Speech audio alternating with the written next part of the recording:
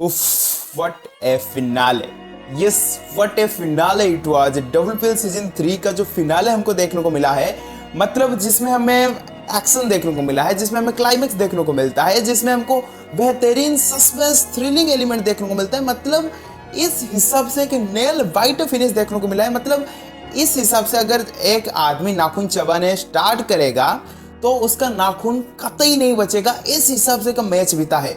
आप वो first over से लेकर फर्स्ट इनिंग्स का और सेकंड इनिंग्स का 19.4 ओवर तक देख लीजिए, आप एक मोमेंट में नहीं कह पाओगे कि ये मैच कौन जीतने वाला है। मतलब इतने सारे टर्न अराउंड और टाइम टू टाइम जो सिनारियोज हमें देखने को मिल रहा था मैच का, वो वेरी कर रहा था। लाइक जैसे हर पॉलिटिकल पार्टी का जो एजेंडा होता है, जो कि टाइम टू टाइम चेंज होते रहता है, कि हमने वो नहीं बोला था, हमारा दावा ये नहीं था, लाइक दैट ये मैच ऐसा हो रहा था। कभी लग रहा था अरे मुंबई अभी उसके चंगुल में मैच है। अबे दिल्ली वाले क्या पीट रहे हैं भाई, कूट रहे हैं बॉलर को भाई। इसी हिसाब से टाइम टू टाइम आप भी कंफ्यूज हो जाएगा भाई, ये जीतेगा या फिर ये जीतेगा।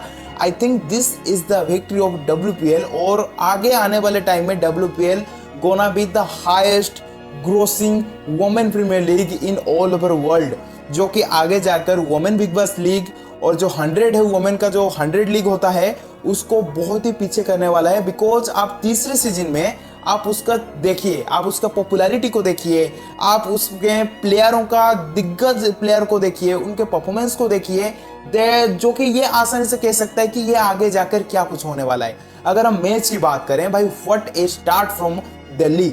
मतलब पूरी जो कहते हैं ना कि 6 ओवर गेंदबाजी पावर प्ले के अंदर और टीम बनाता है सिर्फ 20 रन, और जो इनफॉर्म हेली मैथ्यूज का विकेट चला जाता है।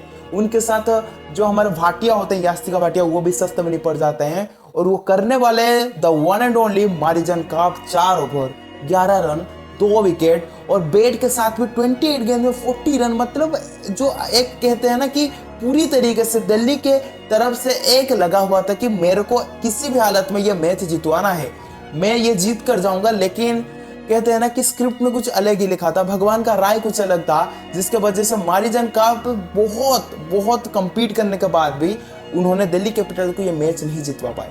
लेकिन ए बिग शट आउट में कहना चाहूंगा भाई, क्या पारी था हरमनप्रीत कौर के बल्ले से।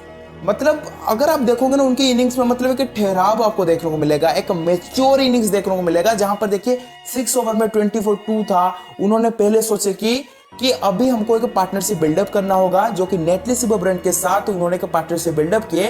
4.3 ओवर में 14 विकेट था, तब वो बल्लेबाजी करने आती हैं। और उसके बाद क्या हुआ हम सबको मालूम है, जो कि पहले के स्टेडी इनिंग्स को बिल्डअप करते रहे, धीरे धीरे होकर 10 ओवर में 48-50 रन तक टीम का स्कोर पहुंचा। उसके बाद जिस हिसाब से उनके बल्लेबाजी में जो स्विच हमें देखने को मिला, वो भाई मजा ही आ गया देखने के लिए।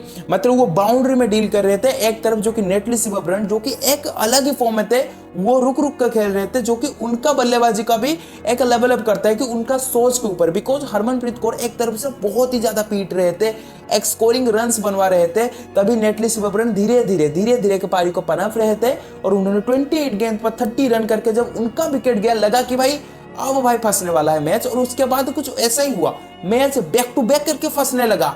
मीनू मानी ने उनका विकेट लिया, और उसके बाद जेस जोनासन आके जो विकेट ले लिया ना, बैक टू बैक 2 गेंद में 2 विकेट वो चटवा दिए।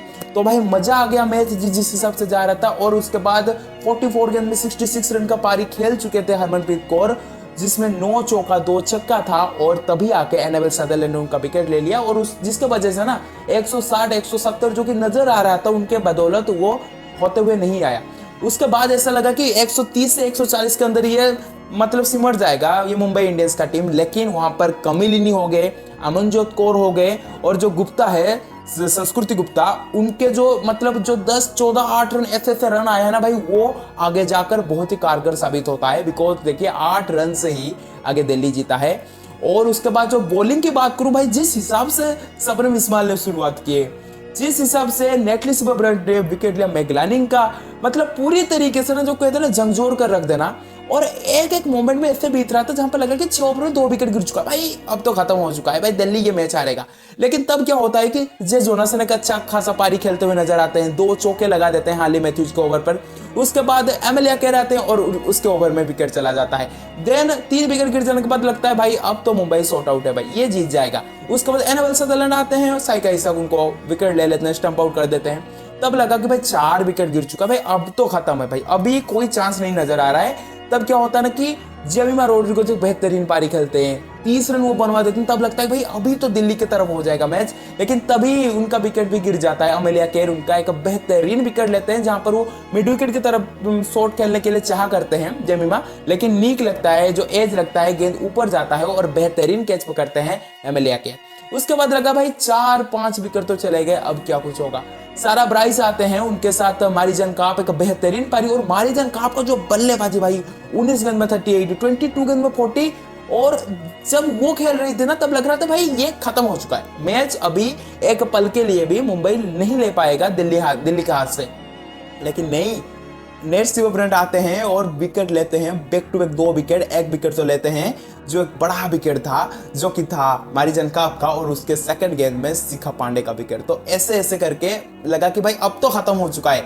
लेकिन तब जाकर क्या होता है कि 23 गेंद में 25 का एक मतलब इम्पैक्टफुल नॉक हमें देखने को मिलते हैं। निकी खेलते हैं, और तब भाई देखो ना भाई, जिस मोमेंट में छक्का चाहिए तभी हेली मैथ्यूज को मार देते हैं। तो आखिरी ओवर तक भी ऐसा लग रहा था भाई ये मैच हो सकता है।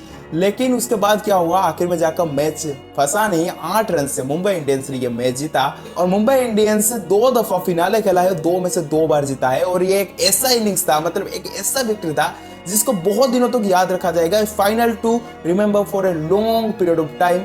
और मैगलानिंग के लिए ये कुछ अलग सा क्रस है ना, कि वो बार बार कोशिश कर रहे हैं, फिनाले तक पहुंच जाते हैं, मतलब डोमिनेट करते हैं पूरा जो लीग होता है, लीग फेज पूरा डोमिनेट करते हैं, फिनाले पहुंच जाते हैं। लेकिन फिनाले में उनको हार्ट ब्रेक देखने को मिलता है, जो कि इतने बड़े लीजेंड, जो कि अपने हाथ में ना 7 वर्ल्ड कप, मतलब दुनिया में कोई ऐसा वर्ल्ड कप नहीं है, ऐसा ट्रॉफी नहीं है जो कि उन्होंने नहीं जीता।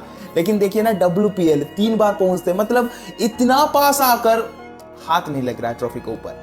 तो यही सब मैच था, और कॉन्ग्रेचुलेशंस टू मुंबई इंडियंस, जो हिसाब से आपने गेम को खेला, गेम में आपका प्रेजेंस दिखाया, मतलब वो कहता है कि आप बड़े स्टेज के लिए तैयार हो।